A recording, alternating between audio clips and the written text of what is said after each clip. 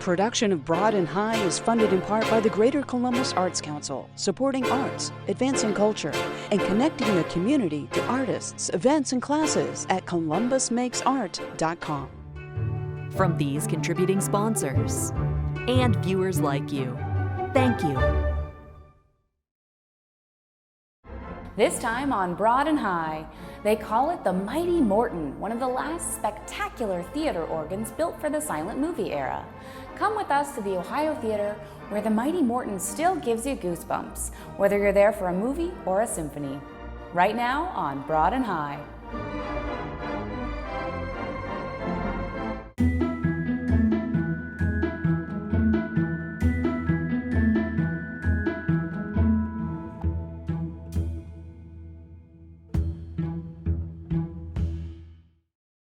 Welcome to Broad and High. I'm your host, Kate Quickle. 100 years ago, when silent movies were all the rage, the massive theater organs that provided the accompaniment for those films got star billing. And few of those organs were as impressive as the Mighty Morton at the Ohio Theater. In this episode, we'll learn about the organ's history, how it works, how it helped save the theater, and you will hear it in all its glory. Hello everybody, and welcome to the beautiful Ohio Theater in Columbus, Ohio. My name is Jim Cantrell, and I have the honor of being the stage manager and head carpenter of this beautiful venue. Today, we are going to take a tour of the Mighty Morton Theater organ.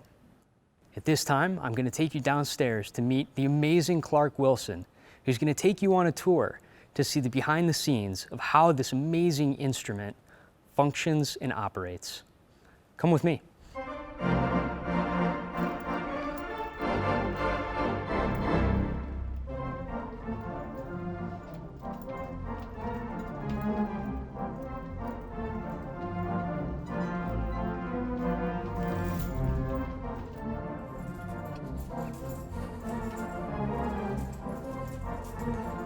All right, everybody, let's say hi to Clark. Hey, hi. Welcome to the Ohio Theater in the basement where the organist lives. This is, pardon me, we're of course masked up as usual, but in these COVID times, I've even got my COVID haircut of 9 months now, so we don't usually look like this at the Ohio Theater, but we thought today, rather than the tuxedo and just showing the organ and the music from out front, where the audience always gets a chance to see, we would go behind the scenes. So everybody's dressed down for that. And we thought we'd start down here so you can see the dressing room, the hallways. We're going through the orchestra pit to see the orchestra lifts. We'll see the blower, the actual compressor that runs the organ and so on, and all sorts of things up in the actual organ lofts themselves. While we're down here in the dressing room, let me stand up and show you a couple of things like commemorative plaques that were minted years ago of the two original organists at the Ohio Theater. This one is Bill Dalton, the organist from 1928 to 1933.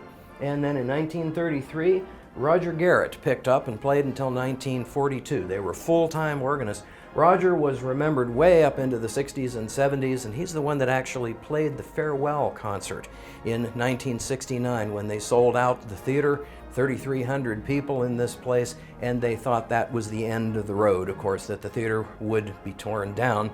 And of course, we all know that the rest is history. Kappa was formed, the building was saved. The organ was a big part of that, though, in calling attention to the need of the Ohio at the time. But we're all still here.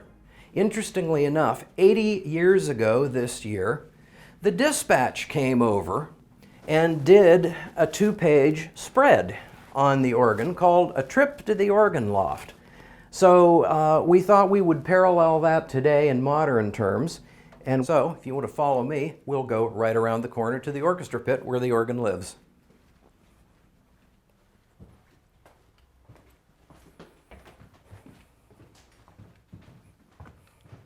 Here we are in the orchestra pit, and there is the section of the orchestra pit where the console lives. It's open right now for a little bit of work being done by our technicians on the instrument. You'll meet them in a little while.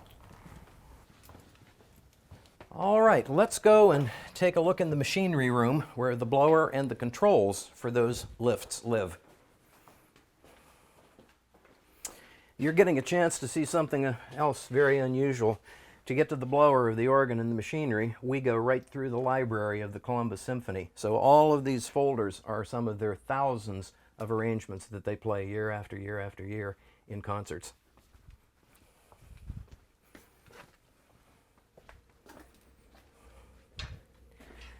This is the entrance into the blower room when we descend down below. But first of all, I thought we'd take a look at a couple of original parts that we have to continue to work the original machinery. This is 1928 machinery, and you can't just go off to the electric store and buy a brand new one. So this is a spare contactor panel with all of these huge relays and contacts that would run the lift up or the lift down or the lift to picture position, the knife switches, the cartridge fuses, all of this incredible machinery, all running on DC power, direct current, as it was in 1928. We don't see much of that anymore, but we are about to go downstairs into the power room and see all of that in operation. Down in the basement of the Ohio, this is the blower and lift control room. Again, everything running off high voltage DC. First of all, the little panel behind me. This one runs the organ lift. The motor mounted upward behind it is the organ lift motor.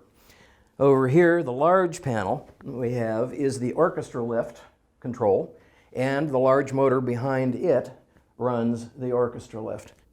This is a 10 horsepower motor. This one is a 20 horsepower motor. Over in the corner, we have the actual starter for the organ blower that creates the wind for the organ. And behind me, then, is the organ blower itself, somewhat like a turbine or a jet engine type thing. It's a 25 horsepower DC, one of the largest blowers out there. Okay, let's have the most fun and start up Big Mama now. So we've got the motor to watch, and we've got the contactors to watch both.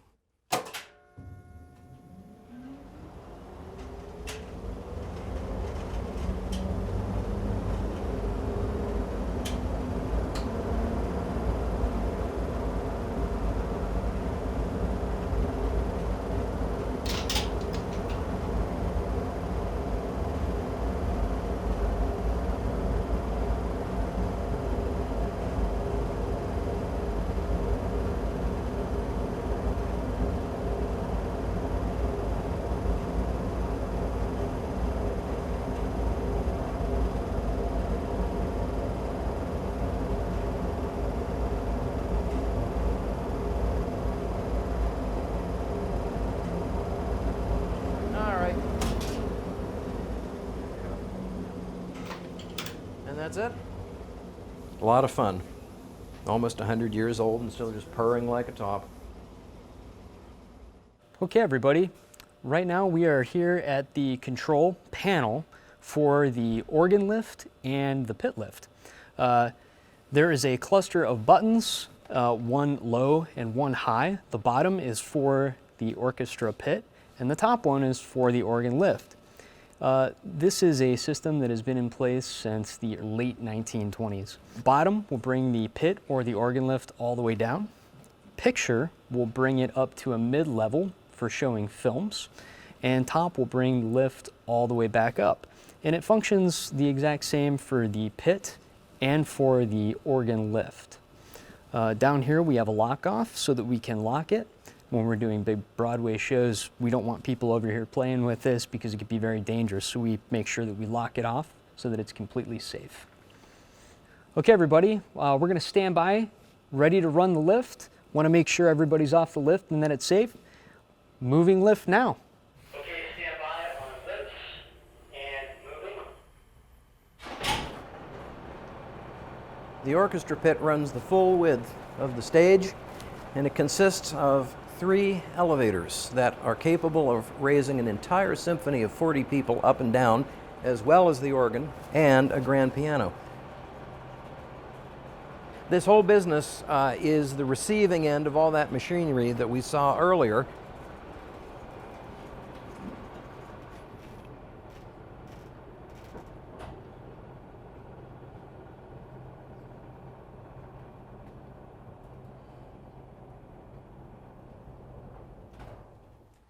Now you get a view that not very many people, aside from performers, get. We can see from the orchestra pit and the organ pit all the way out into the house. You can fit 40, 50, 60 musicians down here for Broadway shows, opera, whatever might happen.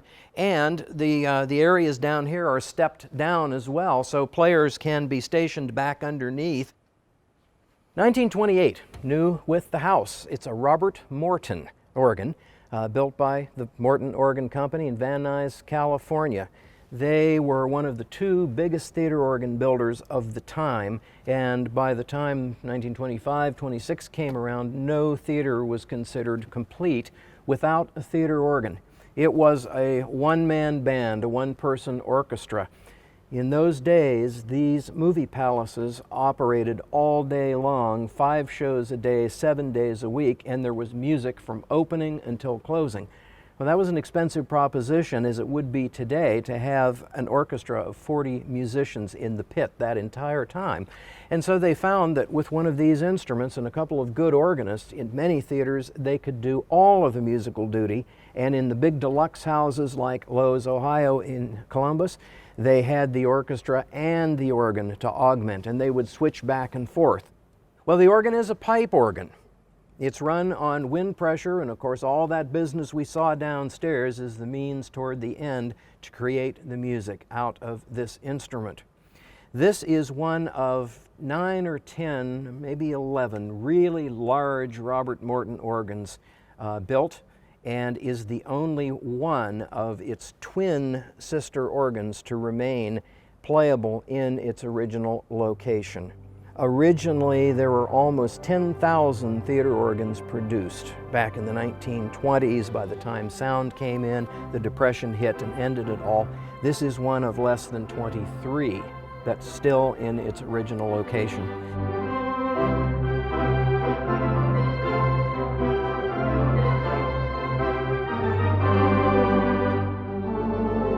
A lot of people say, sure, we have a pipe organ in the church and so on. Well, not like this, you don't. An orchestral organ or a symphonic organ, theater organ like these were very special instruments. They were built at very large scales and very high wind pressures, sometimes 5 times the size of a church instrument, 5 times the pressures on the pipes and so on.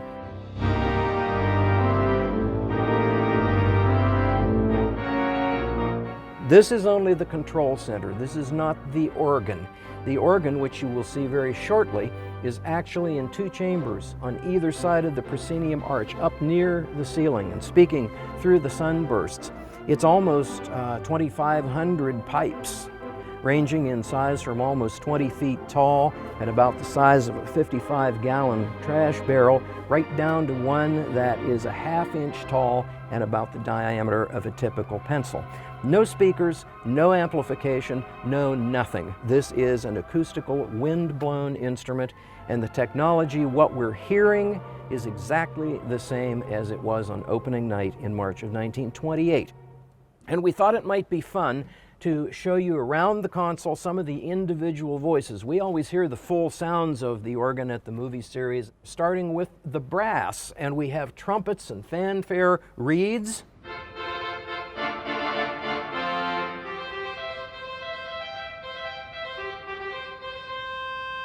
We have a tuba that sounds very much like it might belong in Tchaikovsky. We do have church organ sounds, both soft church organ sounds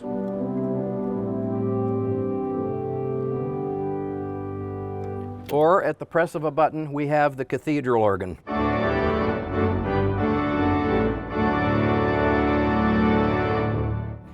Special stops on the theater organ were big fat flutes called tibias, and they could be used 2 ways, sort of in a burlesque type way to imitate the circus calliope,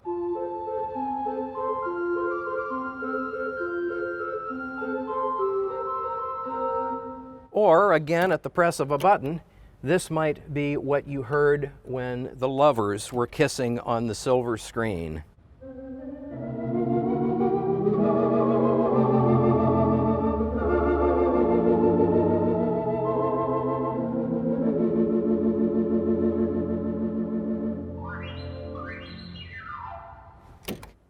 Then we have things like an oboe,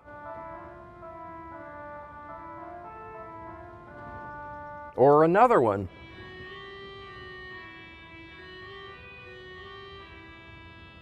Or a special little thing called a canura that sounds like a swarm of bees buzzing. The marimba. And the xylophone. And the glockenspiel. And the bells. And the chrysoglot or celesta. And the chimes. So you could mix these different sounds into dozens, hundreds, thousands of different combinations, imitating everything from a steam locomotive starting up to bagpipes, to cows mooing, pigs oinking, cats meowing, you name it. The clever theater organist could create a thunderstorm. They could hit the lightning and then the thunder on the organ. And then they could use some of the actual effects that came along. Well, they were included so you could create sounds for silent films. That's why all of this music in the movie palaces in those days, because the films hadn't learned how to talk yet. There was no soundtrack, so it was live music. All right, so you might be wondering, gosh, how much does an organ like this take in maintenance and tuning and so on and so forth? And then the organ is really in superb condition, but because it is the size it is, and of course because it's the age it is, I hope I'm in any kind of shape when I'm this age, it does require maintenance. And we have one of the best people in the country who is really conversant with theater organs. Not church organs, but theater organs, and they're such a different breed of cat.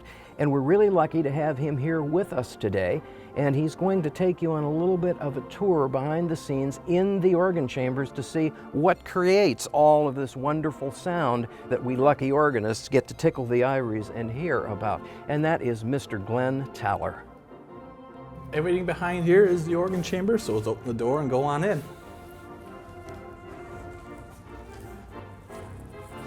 Of course, there's a ladder to go up too.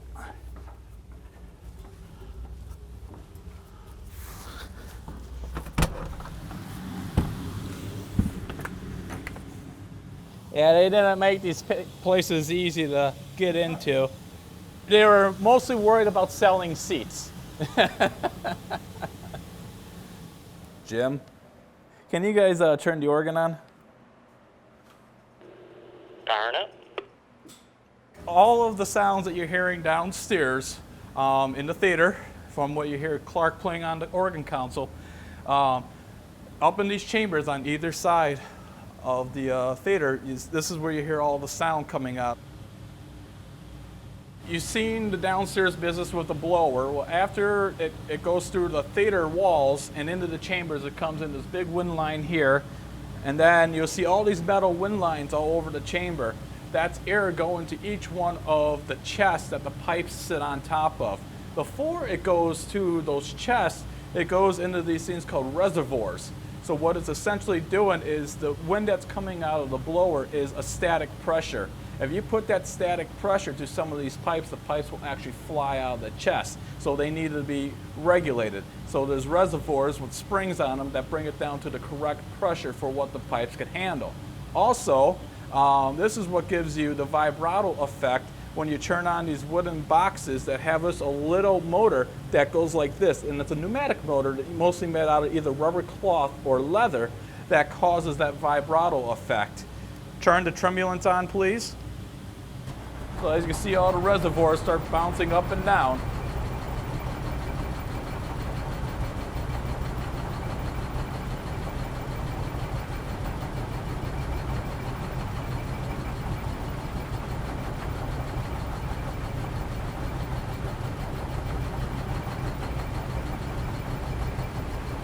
Okay, we're good.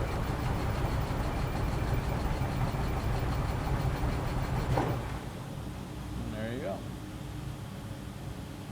So the overall organ has 32 ranks.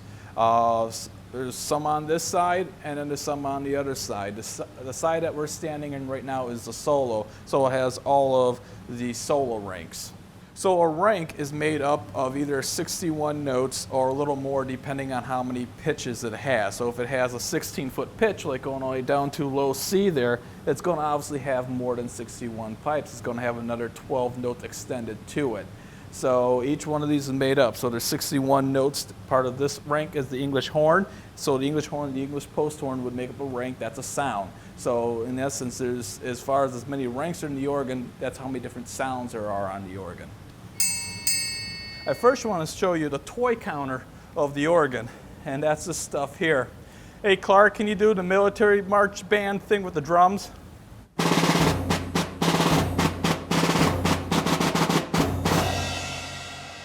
Okay, now show her the horse's hooves. We kind of joke and say that's a three-legged horse because there's obviously three of them. Show the fire bell.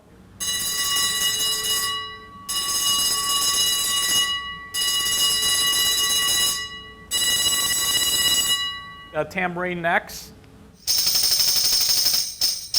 The wind chimes.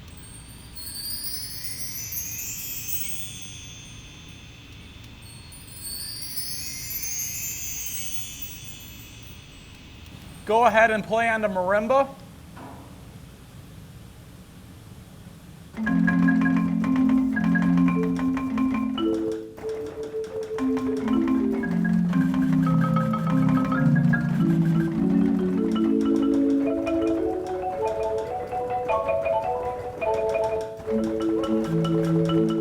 For volume control, all this stuff plays at one volume. You can't sit here and turn the volume down lower with lower wind pressure, or you can't use higher wind pressure for it to work. So we have these things called swell shades that the organist controls with their right foot, and you can see them moving open and closing that control the sound. The more that are closed, the less volume gets out. The more that are open gets the volume out. We'll show you what the highest note sounds like on the organ. A. Clark, play high C of the Vox. So that was the highest notes on the organ. Okay, Clark, go ahead and play the 16-foot low C of the tuba.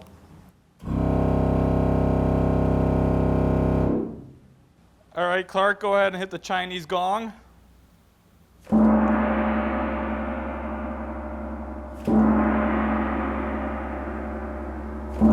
So as you can see, all this is operated by pneumatics. So there's a little electric coil underneath the box that releases the amount of air pressure inside the box, causing the little valve to close. Hit it one more time. So that was the first valve, and then as that valve closes, it pushes this motor to open up with air inside it.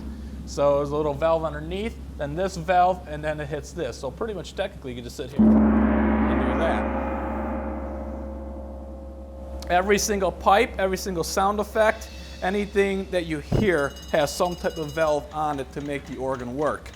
All the pipes on the organ are either made out of metal or wood. It gives you just a different style of sound.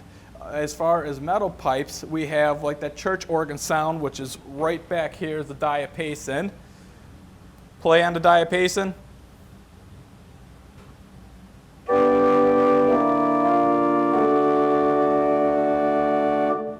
Strings, these are the string sounds right here for your violin.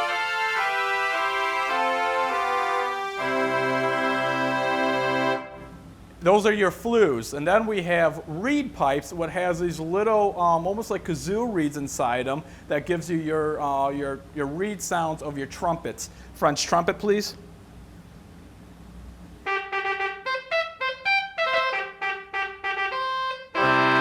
And then there's a fanfare trumpet that is overall the loudest thing on the organ, just to cut through. English post horn.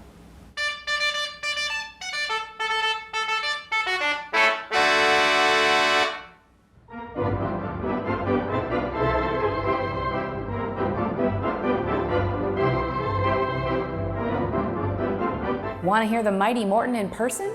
The 2021 Kappa movie series runs July 22nd through August 29th. The organ is played for each screening as people enter the theater. On August 19th and 20th, a silent movie is on the bill, and you can hear Clark Wilson provide the music for the entire film.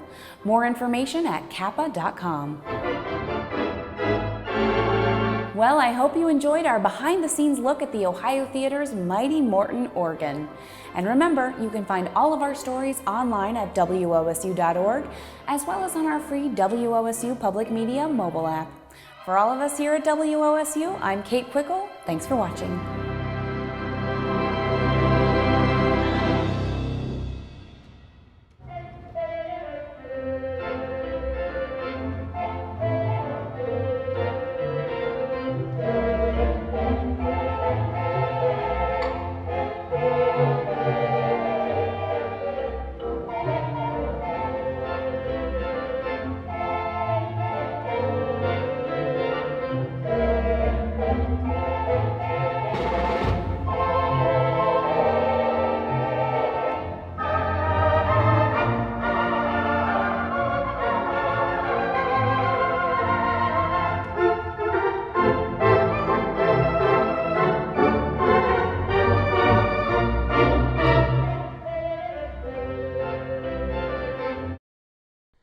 Production of Broad and High is funded in part by the Greater Columbus Arts Council, supporting arts, advancing culture, and connecting the community to artists, events, and classes at columbusmakesart.com.